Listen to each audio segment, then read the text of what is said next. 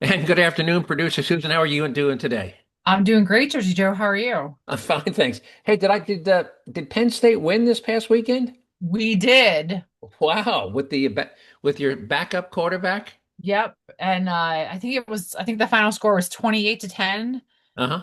So And we, dominant win. yeah, Yeah, dominant win. And we also had a rare snow delay this morning. really. You had a snow Classes delay. and work were canceled from 5 a.m. till 10 a.m. this morning. How much snow did you get?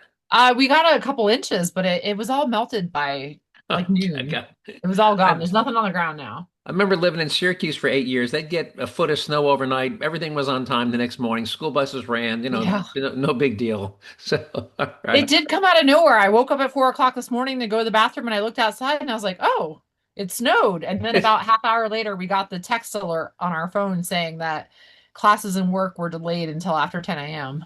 All right. All right. Well, at least you got a couple of, you had a short day today. All right. Yeah. And by the way, and today, for those who don't know, today is actually the 19th. We're recording this a day later. We normally record on a Tuesday. Today we're recording on a Wednesday. It is the 19th.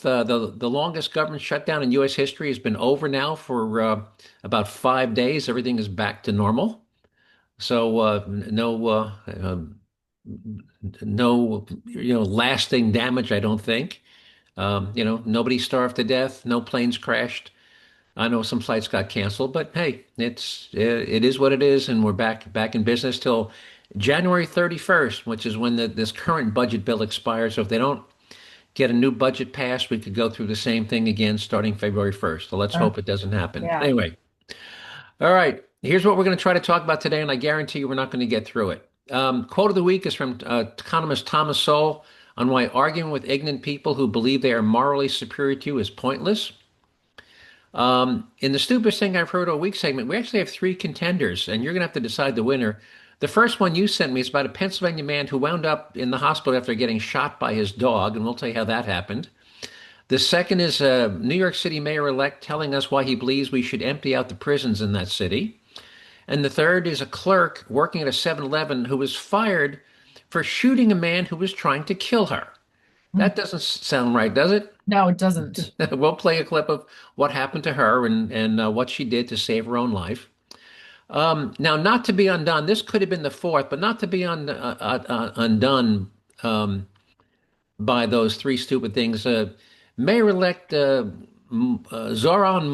Mandani in a Hold My Beer and Watch This moment. Oh, I'm sorry, not to be outdone by New York City Mayor Mondami. Chicago Mayor Brandon Johnson is claiming that arresting criminals is racist. That could have been our fourth stupidest thing I've heard all Yeah. week. All right. And maybe we'll just make it number four. All right. We'll tell you how much the state of Washington spent to electrify a 30-year-old ferry. You know the Seattle Sound, there's ferries run back and forth across, Yeah. yeah. Very And popular. and we'll tell you how much it costs to retrofit that diesel ferry to a all-electric ferry and how that conversion has worked out. I'm sure it was not fabulous because, Seattle gets a lot. It's cold in the winter. It's cold in the winter. Um, Next, we have two predict. You know who Mike Rowe is, right? Yeah. Mike Dirty Rowe, jobs. Dirty Jobs, and we know who the CEO of Nvidia is. And we have two predictions that kind of dovetail together. One by Mike Rowe, and the second by the CEO of Nvidia, who is leading the artificial intelligence, the chip manufacturer, chip design. Um, on the role that AI will play in creating the next generation of millionaires. Very interesting. And by the way, I agree with both of them. Um, we'll tell you how the Democrats were using a live feed from Jeffrey Epstein during a congressional hearing. Can you imagine you're a congresswoman sitting there in a congressional hearing and Jeffrey Epstein is feeding you questions to ask the witness via a text message? Can you believe that?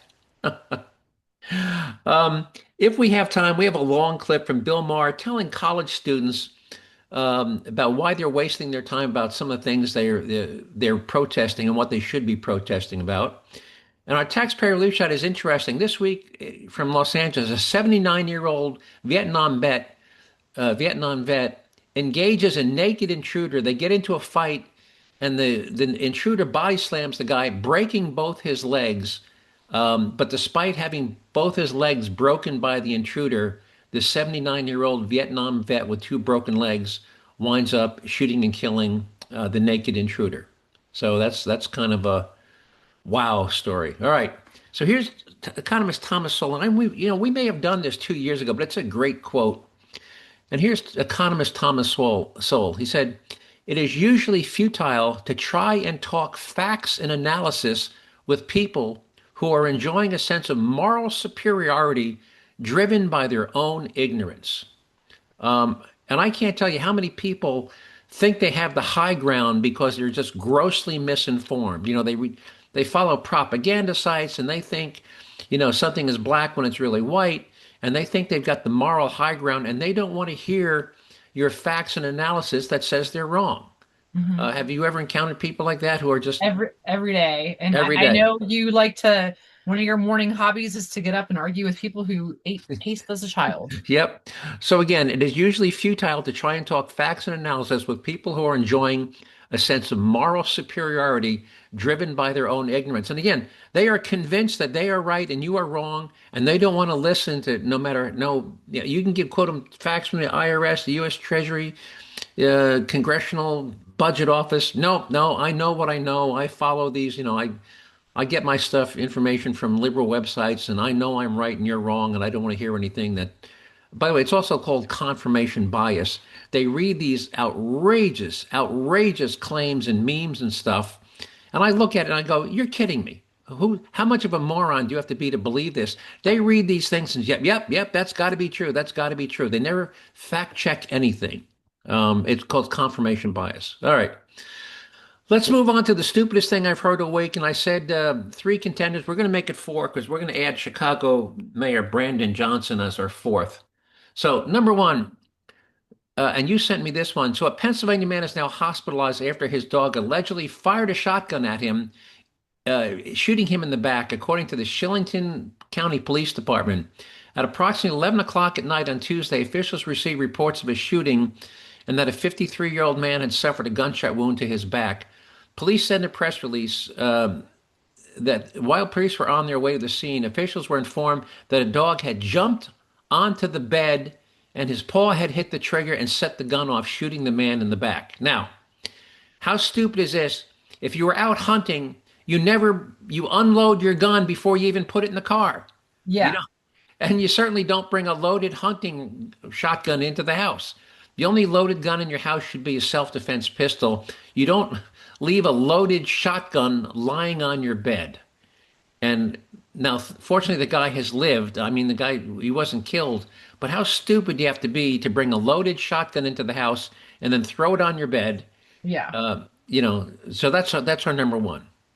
All right, number two, Mayor-elect Zarhan Mamdani, and he is claiming that violence is nothing more than an artificial construct. In other words, it's all it's not real. Violence isn't real. Here we go. As legislators, when we go into these courts, the term violent crime is even used when people are stealing packages. Violent crime is even used when people are accused of burglary and there happens to be a housing unit in that same dwelling. So violence is an artificial construction. Violence is an artificial construction. Tell that to the people who get murdered in the New York City subway, people who get bodega owners who get stabbed and killed. Violence is an artificial construct. I mean, this guy's got to be kidding, right? Hmm. Violence isn't right. So that was our number two. So let's go to our number three, which is this is the clerk who was fired for defending herself from being killed. And here we go. This was in Oklahoma City 2 days ago. 5-year-old Stephanie Dilliard was a 7-Eleven clerk who faced terror after she says a man tried to strangle her after she refused a counterfeit $100 bill for burritos, beef sticks, and ice cream. It happened Thursday, just before midnight. He threatened me, said that he was going to slice my head off. And then that's when I tried to call the police, realized he started throwing things at me. I came behind the counter. I tried to run off, but he grabbed his hands around my neck and pushed me out of the counter space. That's when I pulled out my gun and I shot him. Police say the suspect, 59-year-old Kenneth Thompson, ran to MacArthur Boulevard and Northwest 34th Street and called 911. Police say Dilliard is protected under Oklahoma's self-defense law, but she says 7-Eleven Human Resources fired her Monday morning for using her own gun. Said that they were going to separate from employment because of a violation policy. So that's our third one. So let's get to our fourth one, which we've tacked on here, which is Mayor of Chicago claiming that arresting criminals is racist. Here we go. We cannot incarcerate our way out of violence. We've already tried that, and we've ended up with the largest prison population in the world without solving the problems of crime and violence. The addiction on jails and incarceration in this country, we have moved past that. It is racist, it is immoral, it is unholy, and it is not the way to drive violence down. So arresting violent criminals is racist. All right. So now you get the first vote tonight. So in terms of the stupidest thing we heard all week, was it the guy who got shot by his dog? Was it New York Mayor-elect claiming that violence is an artificial construct? 7-Eleven firing the female clerk for shooting the man who was trying to kill her? Or Mayor Brandon Johnson saying that arresting people is racist? Which is the stupidest thing? This is tough. You get the first vote. I'm kind of torn between the two mayor-elect Mamdani and the mayor of Brandon Chicago. Johnson.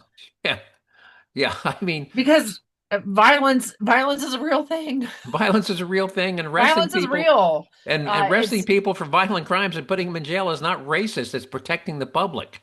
Yeah, I gotta go with one of those two. I mean, I feel bad for the girl who got fired. I totally support her and stand by her, and I hope that she can file a lawsuit and win against wrongful termination. But I see where there's, they have this policy, but did they follow, Yeah. Now, by the way, had she been killed, had this guy successfully murdered her, her relatives, would have had obviously a claim against Yeah. 7-Eleven for. And the for- guy, dogs What? dogs can do crazy things. Okay. So I gotta go with one of the two mayoral. Yeah. Well, violence is real. I don't. Yeah, violence understand is how- real, and it's not an artificial construct. And putting people who commit violence in jail is not racist. All Yeah, right. I gotta go with one of those two. All right. So let's That go on doesn't say a lot for our mayors of this country. No, it doesn't. And by the way, Seattle's just elected another Democrat socialist mayor, a woman. We'll talk about her next week. All right. Let's talk about predictions by AI. This was this week by Mike Rowe and Jason, I forget what his last name is, of Nvidia. Very bright guy, though. All right, here's Mike Rowe. The next generation of CEOs will be desperate for plumbers and electricians. That's what Mike Rowe said. By the way, he actually said that in 2005. He said that 20 years ago. The next generation of CEOs will be desperate for plumbers and electricians. And last week, the CEO of Nvidia said the next generation of U.S. millionaires will be plumbers and electricians. And what I think he meant by that, I see young people, 25, 26 years old, they go out and they start an HVAC business or an electrical service business. And next thing you know, they got 4, 5, 6 guys working for them, and they're millionaires. Yeah, absolutely. We talk about that a lot on the show. College isn't for everybody, and there's not enough value put on the trades that, a plumber, a skilled trade person can easily make 6 figures pretty quick after graduating from a trade school. And if you have 5 or 6 of those guys working for you, you might be clearing, as the boss, you might be clearing $250,000 a year. Mm-hmm. And in 4 or 5 years, you'll be a millionaire. And by the way, I personally know some of these guys. As I worked in the HVAC industry. Yeah. And I know some of these guys. They're 30 years old and they're living in $1 million home. Because they went out, they started out as a tech, then they went out on their own and they hired a couple of buddies. And now, they've got, a little business with, 7, 8, 12 trucks. And, they're pulling down $250,000, $500,000 a year. Again, you don't need to make $1 million a year to be a millionaire. You just have to have $1 million worth of net worth.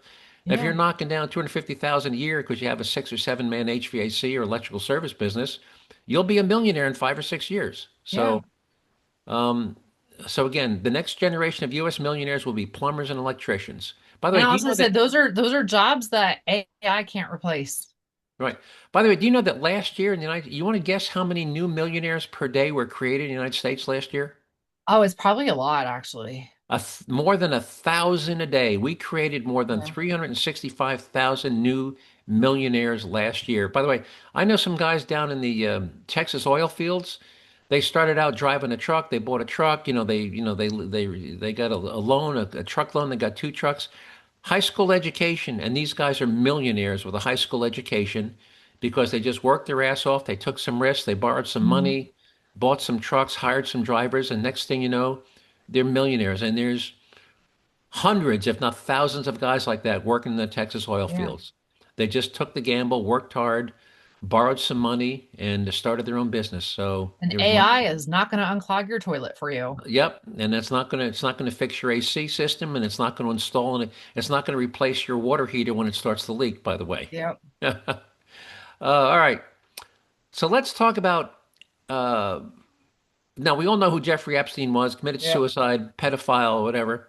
Supposedly committed Right. suicide. Supposedly, right. 2019, Trump was still president, so the Democrats are holding congressional hearings, and they've got Michael Cohen, his lawyer, on the stand at a congressional hearing, and they're trying to get dirt on Donald Trump from Michael Cohen. So one of the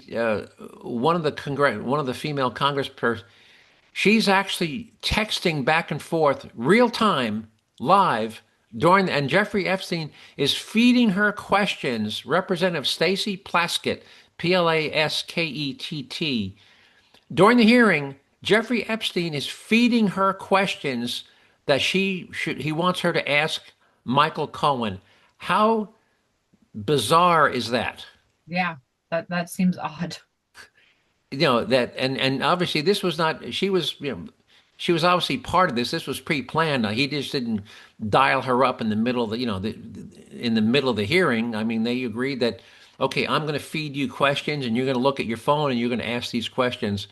So if you talk about politics makes strange bedfellows, you've heard that saying before. Yep. Politics makes Yep. well. Here you have a U.S. Congresswoman was trading texts with Jeffrey Epstein during a congressional hearing as he's feeding her questions. All right. How much time we got? Oh, let's see. You got a good 15, 18 minutes. Good. Then I'm going to play a lot more. So this is our friend Bill Maher, very liberal friend Bill Maher, and he's got a message for woke college students. And I'm going to have to. He starts off. He's showing a picture of a couple of college students. You know these Palestinian headscarves. With the kind of Yep. the checkered headscarves, Yep. and he's showing these college kids, woke college kids, free Palestine, and he's reading them the riot act, saying, "Look, you're wasting your time. This is not. If you want to protest something important, it shouldn't be." Free Palestine, and he reads them a riot act, and it's about the subjugation of women around the world. Here we go. And finally, new rule: if you're out protesting for a couple of hours wearing this, you have to go all the way and spend an afternoon running errands wearing one of these. And he's showing a woman in a hijab. So he's saying if you're going to wear a Palestinian headdress, then you have to go all the way and wear a full body hijab where the only thing visible is the eyes. You know what the one I'm talking about? Yeah, that's not true though. What do you mean not true? Well, they can different. I don't what is the word? Sex, I guess. Of Right, you no, right, but can he's talking just about wear the hijab, or just some of them do require to wear the whole, depending on like which area or region right, or but how he's strict your talking about culture is. but he's talking specifically about those countries and regions where the wearing of the full body hijab with only the eyes visible is mandatory. And Yeah. that's what he's saying you need to protest. So here he goes. You can't side with the people who ruthlessly oppress women without at least getting a taste of what you're supporting.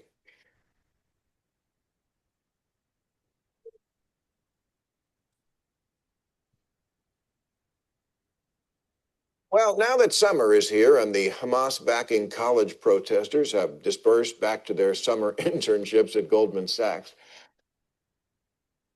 I thought it might be a good time to say this. I actually admire your youthful idealism, and our world would be poorer without it. Much like your parents who just wasted 300 grand on that ignorance factory you call a college.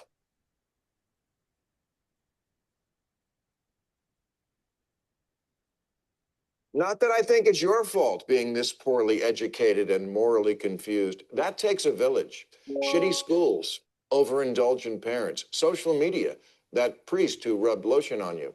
But three cheers to you for at least having the impulse to seek a cause in something bigger than yourself. It's just that the one you picked, you missed the boat by a fucking mile.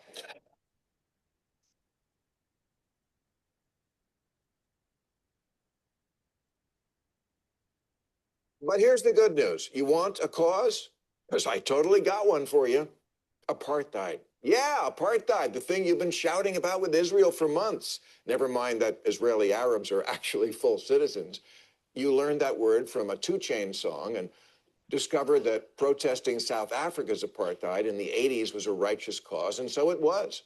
To this day, when celebrities are asked who is the person they most admire, one name is always the safest choice. Nelson Mandela. Nelson Mandela. Nelson Mandela. Nelson Mandela. Nelson Mandela. Nelson Mandela. Nelson Mandela. Nelson Mandela. Nelson Mandela.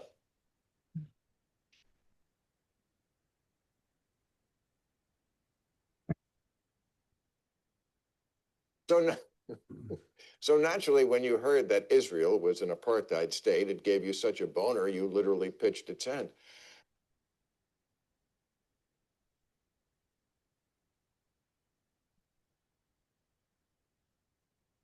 You knew how wrong it was when tens of millions of South Africans had been treated like second-class citizens just because of their race. But here's the thing. Today, right now, hundreds of millions of women are treated worse than second-class citizens. When you mandate that one category of human beings don't even have the right to show their face, that's apartheid. And it goes on in a lot of countries.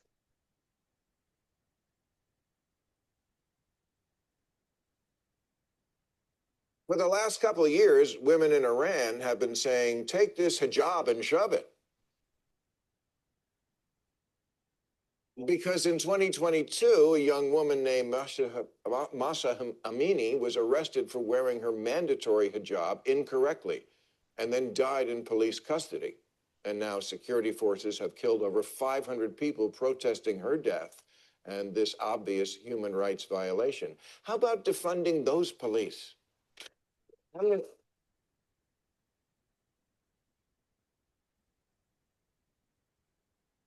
Amnesty International says that Iranian authorities are waging a war on women that subjects them to constant surveillance, beatings, sexual violence, and detention, what P. Diddy calls a hotel stay.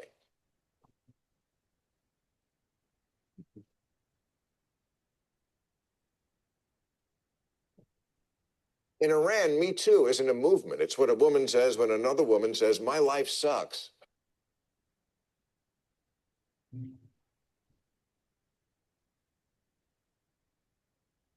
Yasmin Mohammed is a human rights activist who got married off to a Muslim man with fundamentalist views about women, not exactly uncommon in the Muslim world.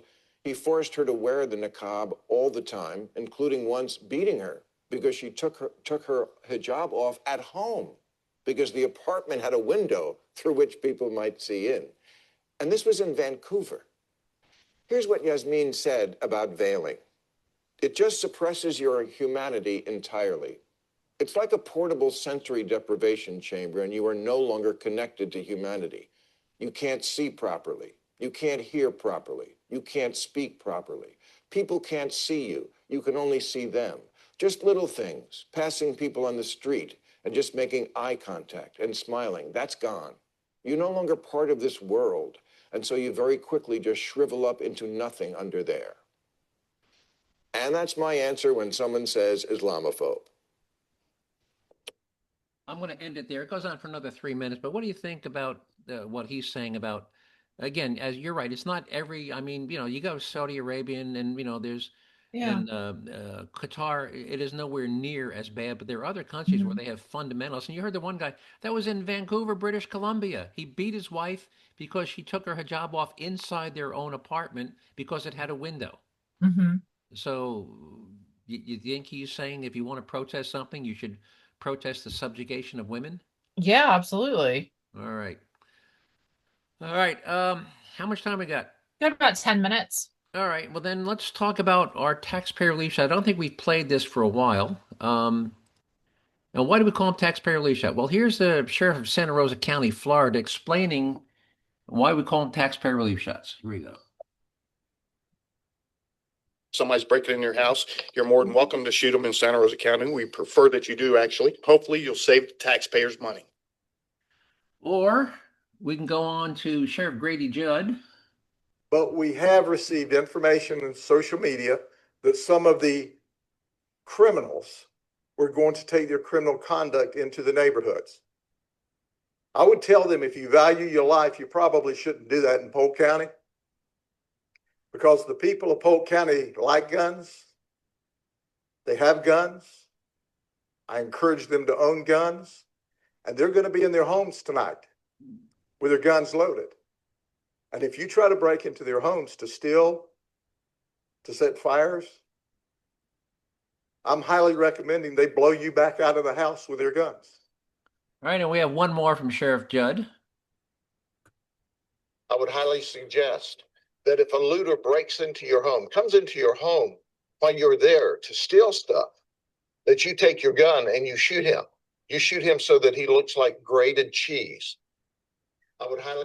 So do you have a favorite out of those three? Grated cheese, blow him back out of the house? Well, I think it should have been Swiss cheese. If he had said Swiss cheese. Yeah, he probably meant to say Swiss cheese. He said Yeah. grated cheese, but between blow him back out of your house, shoot him so he looks like grated Yeah, cheese. blow them back. That's the whole point. They're in your house. They're violating your house. Yep. Get them out of your house. Blow them back out of the house. All right.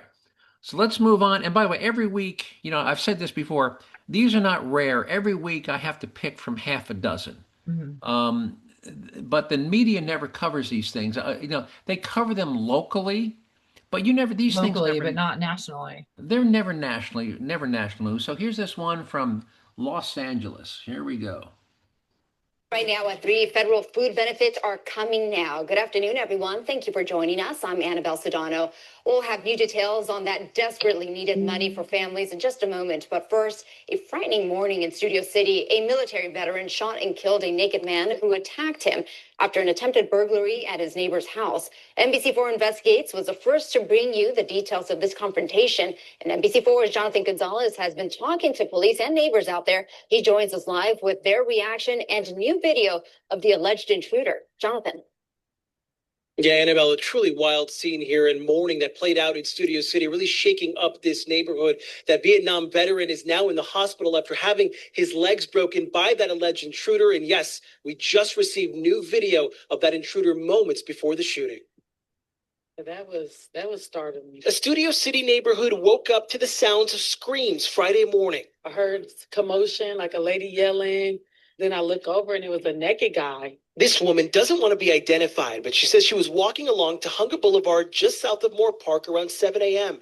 when she witnessed what police later called a burglary involving a man who had entered a duplex without any clothes. He was caught on the surveillance video just across the street moments before police say he entered that duplex. At first, I thought it was just like maybe a house fire. Like, why is he out here naked? Police say they got a call from a woman living in the front house. She told them she screamed at the naked man to get out, but he refused, so she ran away.